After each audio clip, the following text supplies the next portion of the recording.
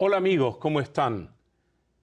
Qué alegría volver a encontrarnos en esta quinta temporada del programa Cristonautas. Y como ustedes saben, hemos dedicado esta temporada a hablar, conversar, pero sobre todo orar con los salmos. Y para eso nos acompaña la doctora Verónica Talamé. Verónica, muchísimas gracias por estar hoy con nosotros.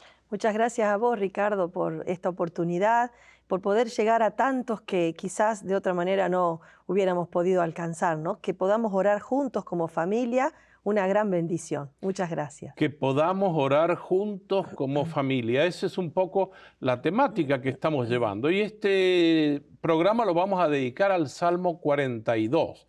Así que si tienes tu Biblia cerca, busca el Salmo 42, entre paréntesis 41, para que oremos juntos. Le voy a hacer una pregunta que ya la hicimos en algún programa, pero ¿por qué a veces algunos salmos tienen esta doble numeración? Sí, el tema es una cuestión de traducción. Cuando la Biblia, vos sabés que el original de los salmos está en hebreo. Cuando fueron traducidos al griego, en esta versión que se llama de los 70, entonces ellos interpretaron que el Salmo 9 y 10 era uno solo. Y entonces ahí empezó el desfasaje de la numeración hasta el 147, que en la Biblia hebrea son 2 y en la Biblia griega 1. Así que ahí se vuelven a juntar y por eso los últimos salmos están junto con los primeros 8 con la misma numeración. Entonces nosotros... Un problema de traducción. Pero nosotros debemos guiarnos por el primer número, no el que está entre paréntesis. Claro, el número de afuera es el número hebreo. En realidad, ese es el número que siguen los estudiosos del texto, pero la liturgia sigue la numeración griega, que es la del paréntesis.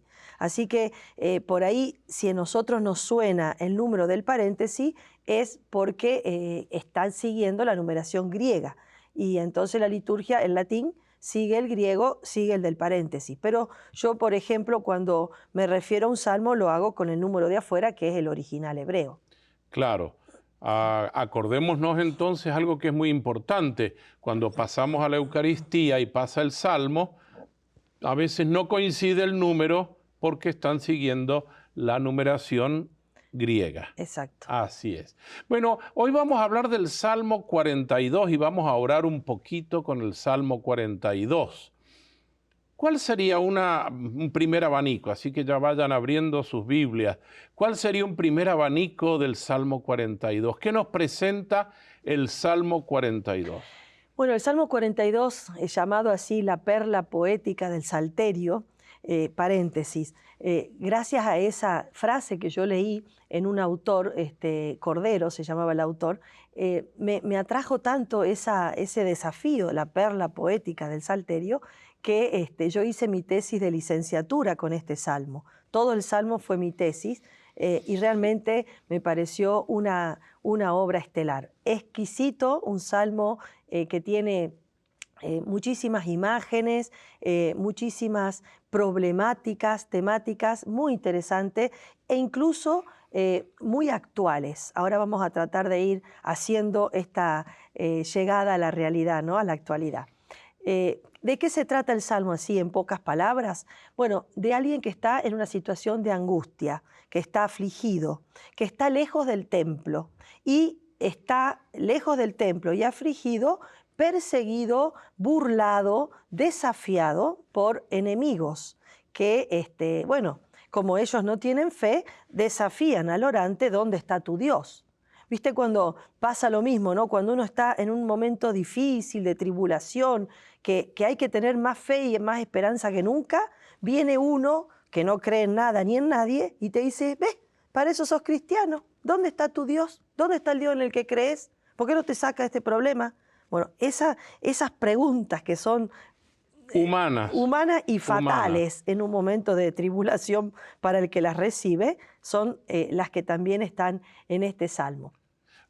Un dato, este salmo nosotros le estamos diciendo el Salmo 42, pero por distintos elementos pareciera que es muy probable que el Salmo 42 y el Salmo 43 en su origen hayan sido uno solo, porque si vos te fijás, tienen un mismo estribillo, una misma métrica, es decir, un mismo ritmo en el idioma original, en el hebreo, tienen unas mismas preguntas que en el Salmo 42, versículo 10, y en el Salmo 43, también versículo 2, misma pregunta, y después tienen la misma temática, y un detalle, el Salmo 43 no tiene título, lo cual hace pensar que originalmente haya sido uno solo. Así que si tienen tiempo en sus casas para completarlo con el Salmo 43, quizás sea acercarnos lo más posible al original. Tú nos decías que los salmos también debemos considerarlos, como están en la Biblia, palabra de Dios. Claro que sí. Por lo pronto, entonces, yo los invito a que le pidamos al Espíritu Santo, cada uno en su corazón, en su silencio, porque vamos a abrir el Salmo 42 y la doctora Verónica le voy a pedir que nos haga el favor de leer el Salmo 42 comentándolo en forma de oración. ¿Cómo dice? ¿Cómo se llama este salmo? ¿Tiene un título? Sí, este salmo, Nostalgia de la casa del Señor. Ese es el título que tiene en las traducciones, ¿no? Yo pondría, está bien, perfecto, pero yo pondría así como más cercano, nostalgia del Dios viviente. Un deseo de experimentar de nuevo, de este orante, la cercanía de Dios. Así que ojalá para quien se encuentre en un momento difícil, de tribulación, de angustia, le sirva este salmo y lo acompañe en su momento de oración, ¿no? Bueno, a mí me parece que la riqueza de este salmo también hace confrontar la experiencia del orante con distintos rostros de Dios. Esa me parece, esa fue la particularidad de mi tesis y me parece que es un detalle interesante a tener en cuenta cuando oramos un salmo. Que veamos qué Dios, de alguna manera, describe ese salmo o esos versículos del salmo. El orante es quien está orando. Exactamente. Y también puedo ser yo ahora. Vos, yo y todo el que tome en su mano la Biblia. Todos ustedes son orantes también. Entonces. Todos somos orantes. Bueno, el primer versículo dice así, empieza con una comparación abruptamente. Como la cierva sedienta busca las corrientes de agua, así mi alma suspira por ti, mi Dios. Y entonces acá podríamos decir que el rostro que dibuja, ¿no?, este salmo, este versículo del salmo, es el Dios bramado. Y vos me podrás preguntar, ¿por qué bramado? ¿Y qué significa bramar o bramado? Bueno, bramar es la traducción como más literal del verbo que dice acá, busca, esta sierva. Date cuenta que empieza con una imagen muy fuerte, porque siervas buscando agua en la aridez de las tierras de Jerusalén, realmente es una situación angustiante, porque no es fácil encontrar agua en aquellos lares, ¿no? Y entonces, esta sierva que está desesperada por agua, sobre todo para ella y para sus crías, está en busca de esto, lo equipara a este deseo del orante casi animalesco, podríamos decir, que necesita de su Dios. Que esta fuerza del verbo buscar, en realidad no es buscar, porque buscar uno por ahí es, bramar sería la traducción más literal. Este anhelo, esta ansia de Dios fuerte, ¿no? Cuando uno tiene, a ver, yo he pasado sed alguna vez, sí. Y uno dice, a lo mejor va manejando en un camino y dice, ay, ¿cuándo llegaré a ver, no sé, una estación de servicio para comprarme una botellita de agua porque tengo sed? Pero no debe ser esa la sed porque nosotros hemos tomado agua en la anterior. Esto es algo que llevará días, porque hay animalitos que llevan días sin agua y están bramando. Totalmente.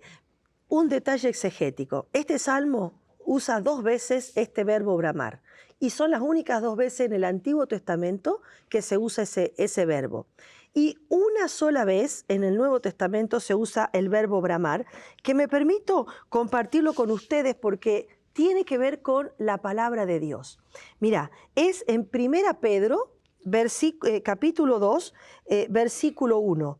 Dice así: renuncien a toda maldad, a todo engaño, hipocresía, envidia, toda clase de maledicencia.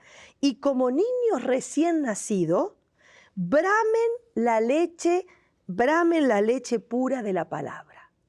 Bramen sería soliciten, Deseen ardientemente. Imagínate un bebé muerto de hambre que a los gritos le pide a su mamá: quiero leche. Claro. No es que busca leche, es que brama leche.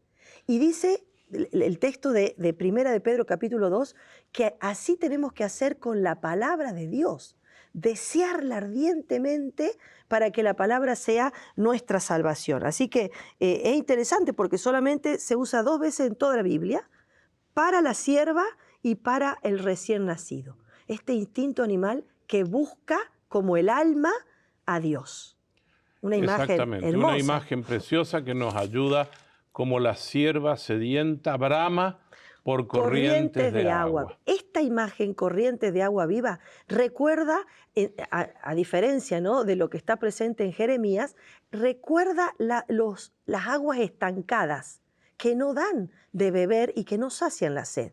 Corrientes de agua se contrapone a aguas estancadas, que son, en el contexto de las polémicas con los dioses paganos, lo que le dan los dioses paganos, los ídolos, a quien los buscan a ellos.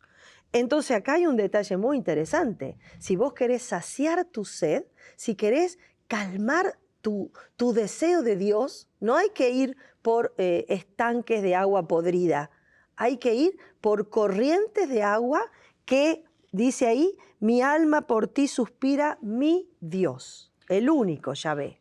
Cuando usted nos explicaba la otra vez, el mi Dios es apropiárselo y decir que Él es el único Dios. Claro. Así yo tengo que estar, voy a usar ese verbo, bramar, que no lo conocía bien.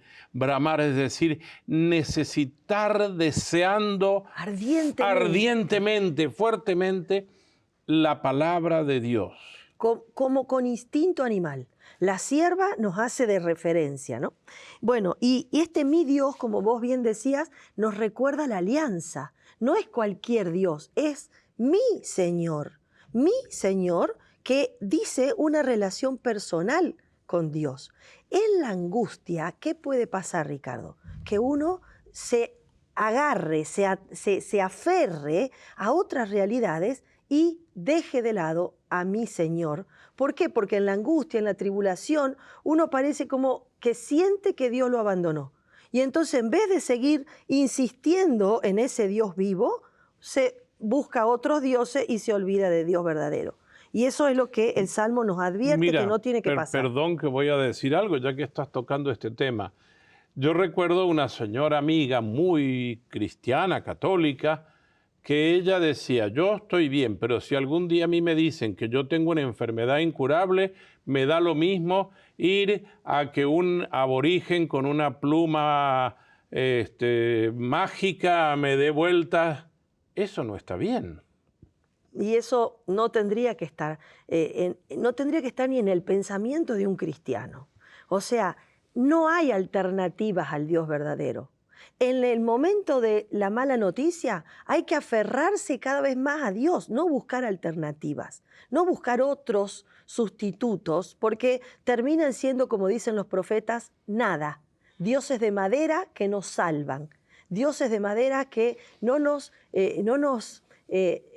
descubren la realidad, la verdad, ¿no?, de la realidad. Así que cuando uno tiene un momento difícil, un momento de mala noticia, y bueno, hay que duplicar la oración. No hay que buscar otro modo de orar. Otro sustituto. Como exactamente. Dice. Bueno, sigamos con el Salmo. Entonces, la primera imagen es el Dios bramado, o sea, el Dios buscado, deseado ardientemente, buscado ardientemente. Y el versículo siguiente dice: mi alma tiene sed de Dios, del Dios viviente. ¿Cuándo iré a contemplar el rostro de Dios? Y entonces ahí tenemos dibujado el rostro del Dios viviente, el Dios vivo. Y esto es muy fuerte. Ahora sí, que recalca, ¿no?, esto de que hay otros dioses, pero que son dioses que dan muerte, que llevan a la muerte.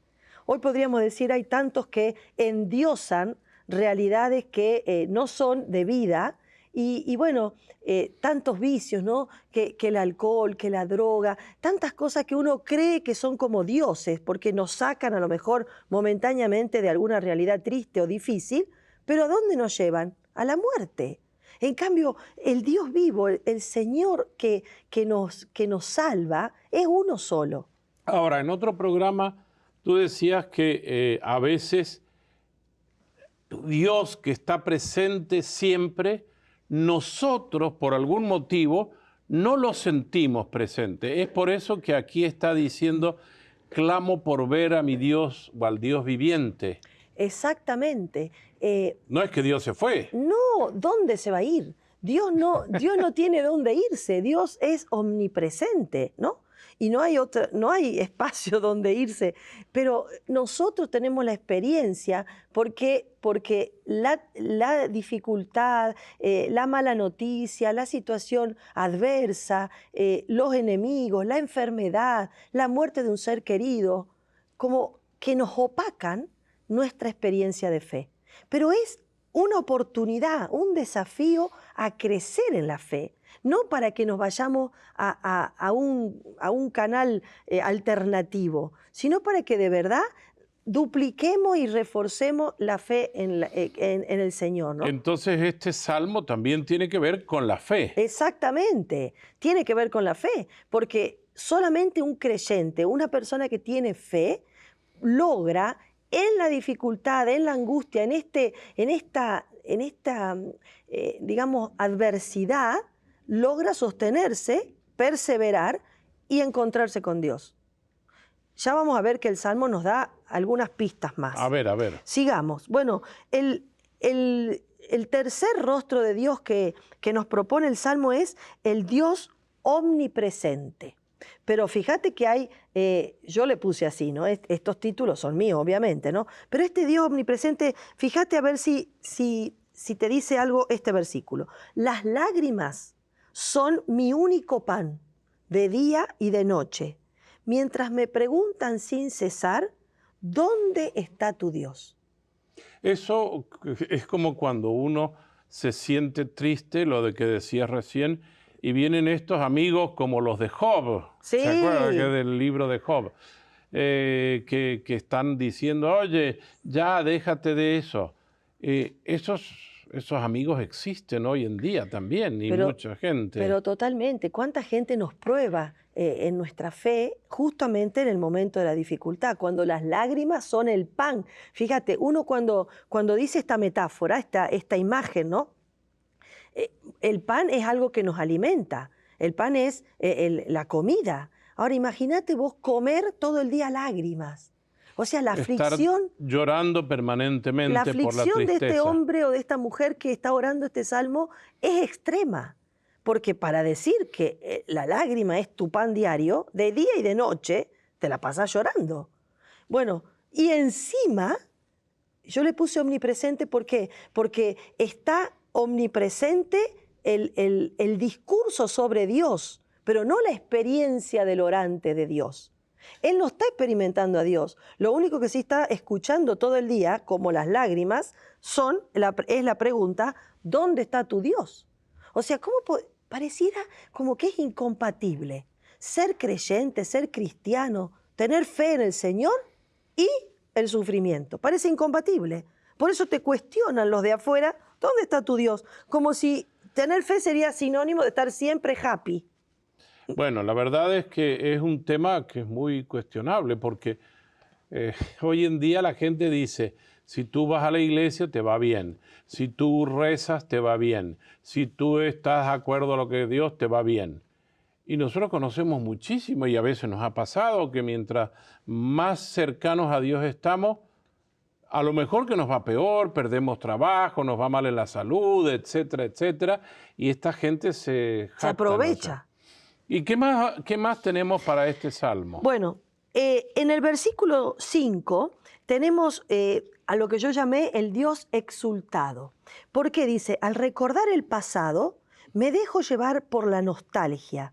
Cómo iba en medio de la multitud y la guiaba hacia la casa de Dios entre cantos de alegría y alabanzas en el júbilo de la fiesta. El Dios exultado está en la memoria. Al recordar el pasado, ¿no? O sea, él tuvo en algún momento una experiencia de la fiesta, de la alegría, de la algarabía, de una procesión, un momento litúrgico, cúltico. Él tuvo esa experiencia. Quizás el que ora este salmo es un miembro de los cantores, o un levita, o un sacerdote, o bueno, alguien cercano al que realizaba el culto, ¿no? Y entonces la pregunta es, ¿alcanza recordar momentos de fiesta, momentos alegres, incluso del culto, para salir de la aflicción? Y yo creo que sí. Yo hablo ahora como catequista. Yo creo que en algún momento en el cual me he sentido como uno que en su mente dice ¿dónde está Dios? También esa pregunta.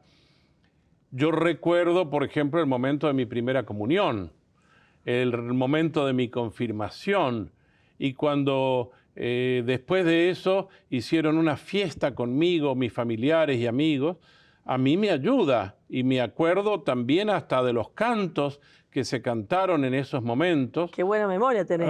Pero bueno, era para ciertos momentos, porque eso me ayuda a recordar. Recordar es volver a poner en el corazón. Entonces yo digo, bueno, si eso pasó, puede volver a pasar. Claro, de alguna manera te sostiene la esperanza, pero el Salmo constata que no nos alcanza el recuerdo solamente para momentos de aflicción, cuando el pan nuestro de cada día son tus lágrimas. No te alcanza con acordarte cuando tenías 9 años y que hiciste la primera comunión, cuando hoy estás llorando todo el día. Y Claro. Entonces nos enseña el Salmo una gran verdad. ¿Cuál? Es muy bueno acordarse y ayuda. Y como vos decís, volver a pasar por el corazón ayuda, pero no alcanza. No te alcanza si vos tenés, por ejemplo, la muerte de un ser querido. Claro. Estás muy angustiado, perdiste tu otra mitad. Y entonces uno dice, no me alcanza. Y fíjate cómo dice el versículo que sigue, ¿por qué te deprimes, alma mía? El orante se dice a sí mismo. Se hace una autopregunta. Sí, ¿por qué te inquietas? Espera en Dios y volverás a darle gracias a Él, que es mi Salvador y mi Dios. O sea, que habla primero de la fe. Del recuerdo. Habla claro, de la fe en un recuerdo, pero ahora habla de la esperanza. Ahora habla de la esperanza. Hay que tener esperanza porque volveré a encontrarme con el Señor. Dos alternativas. Primero, el recuerdo. Ayuda, pero no alcanza. Segundo, el, desdoblamiento interior y hablar con vos mismo. Porque él se dice así, ¿por qué te deprimes? ¿Por qué te inquieta? Es como un darse ánimo a sí mismo. Tampoco alcanza. Y entonces uno dice, bueno, pero entonces, ¿qué alcanza? Y ahí fíjate que vamos un poquito más abajo. De día el Señor me dará su gracia, de noche cantaré mi alabanza, el Dios de la alianza, el Dios exultado, el Dios...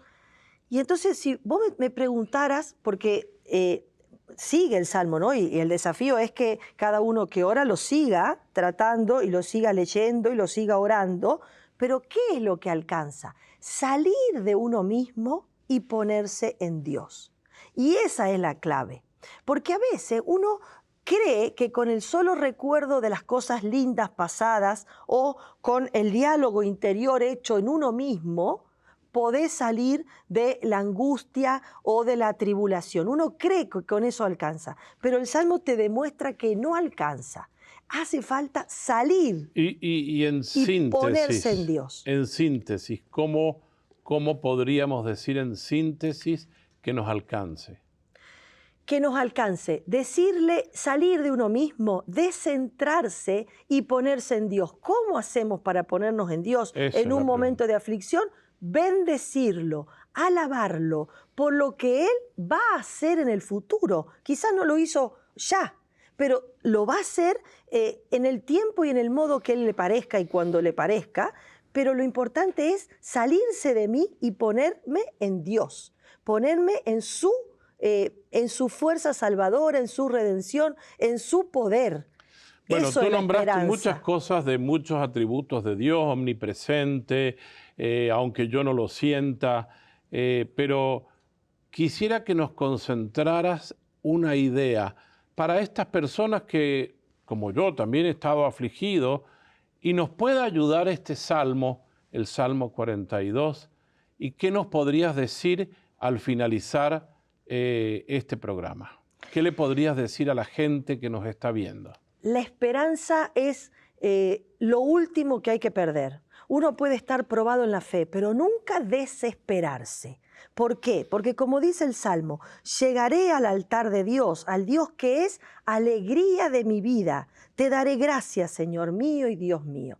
Él no nos defrauda. Él, aunque pasemos por angustias, por esta experiencia de que todo el día me la paso llorando, el Señor no nos defrauda y nos confirma que llegará el día en que estaremos gozando y disfrutando del Dios de mi alegría.